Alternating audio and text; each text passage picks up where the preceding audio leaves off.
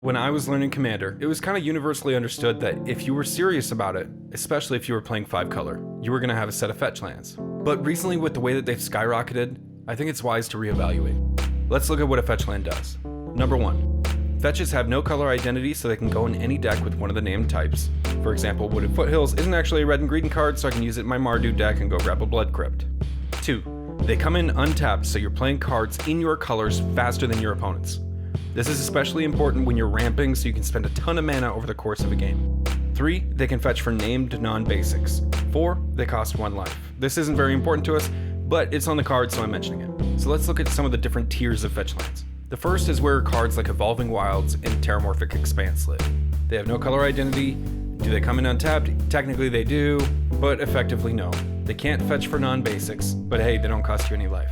Next are slow fetches like Bad River. No color identity, they come in tapped, they fetch for non-basics and cost no life. They were only printed in allied color pairs, which does suck, but you can fill in the gaps with other lands. Krosan Verge comes in tapped and lets you fetch for a non-basic forest and a plains.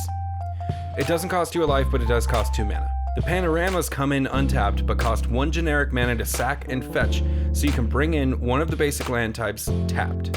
Yes, you're missing a turn of mana that you could be using for ramping, and yes, that does cost you over what could be 15 to 20 turns, so the big boys have the clear advantage. But here's the problem.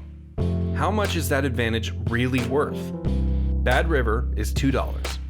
Its counterpart, Polluted Delta, is $21. This land is 10 times more expensive than its slower buddy.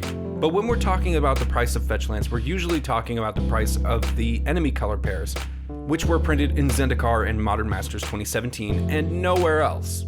They start at $35 and go all the way up to $93 for Scalding Tarn. Fetches are essential for an optimized or competitive deck in-game, but if you're someone who cares about maximizing value, ask yourself this: are you really optimizing your dollar? Let's look at a similar scenario with 3 dual lands. Submerged Boneyard is a tapped doo-doo land that costs 7 cents. Its shock variant, Watery Grave, is $9.